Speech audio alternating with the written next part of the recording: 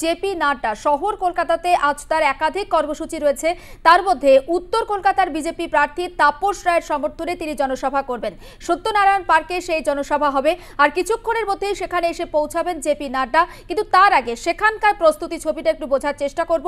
মানুষজনের ভিড় কতটা, পাশাপাশি বিজেপি সমর্থকরা কেমন সাড়া ফেলছেন এই যে সভা ঘিরে, সমস্ত বিষয়টা নিয়ে একটু আপডেট নেওয়ার চেষ্টা করব। সুচারু মিত্র আমাদের প্রতিনিধি সরাসরি সেখান থেকে রয়েছেন। সুচারু,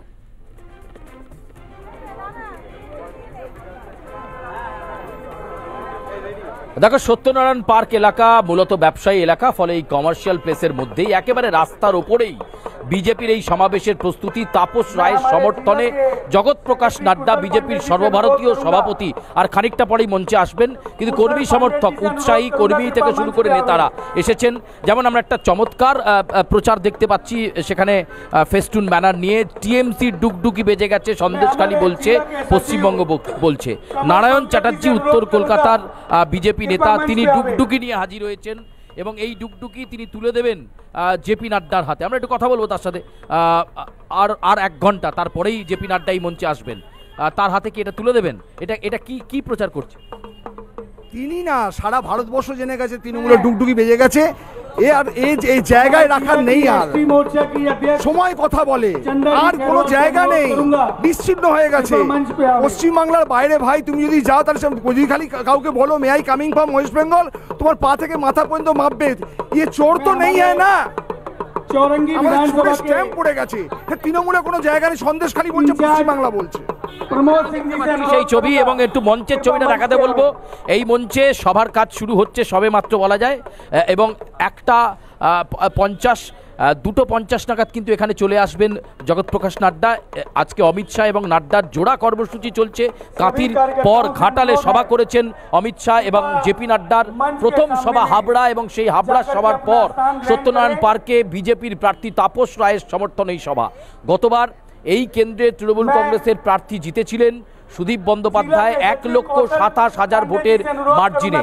ফলে সেই ব্যাপক মার্জিনকে টপকে দিতে পারেন কিনা তাপস রায়, তার কাছে একটা প্রেস্টিজ ফাইট। দীর্ঘদিনের রাজনৈতিক যে কেরিয়ার, সেই কেরিয়ারে তিনি দলবদল করেছেন এবং তিনি সুদীপ বন্দ্যোপাধ্যায়ের বিরুদ্ধে বিষোদ্গার করে দলবদল করেছেন। ফলে তার কাছে এটা চ্যালেঞ্জ। এবং উত্তর কলকাতায় অবাঙালি বেল্টে আজকে জেপি নাড্ডার এই সভা রাজনৈতিকভাবে তাৎপর্যপূর্ণ। সিকিউরিটি মেজারমেন্ট হয়ে গিয়েছে। আমি আবার একটুখানি দেখাতে বলবো শুভঙ্করকে, আমরা ঠিক ডি জোনের বাইরে রয়েছি, সেখানে যাবতীয় প্রস্তুতি হয়ে গিয়েছে। উত্তর কলকাতার জেলা বিজেপি যারা নেতৃত্ব রয়েছেন তারা এটার আয়োজনে রয়েছেন এবং সমস্ত রকমের প্রস্তুতি হয়ে গিয়েছে। খানিকক্ষণ পরেই এইখানে সভার কাজ শুরু হবে। স্থানীয় নেতারা বক্তব্য রাখবেন, তাপস রায় বক্তব্য রাখবেন এবং সব শেষে প্রধান বক্তা হিসাবে থাকছেন সর্বভারতীয় সভাপতি জগৎ প্রকাশ নাড্ডা।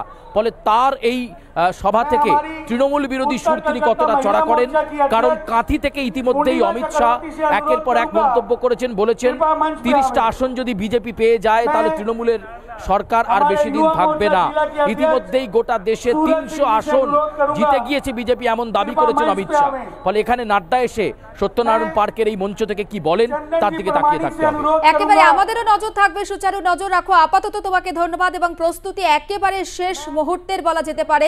2:50 নাগাদ সেখানে গিয়ে পৌঁছাবেন জগৎ প্রকাশ নাড্ডা এবং তার আগে সেখানকার প্রস্তুতি ছবিটা আমাদের প্রতিনিধি সুচারু মিত্র তুলে ধরছিল।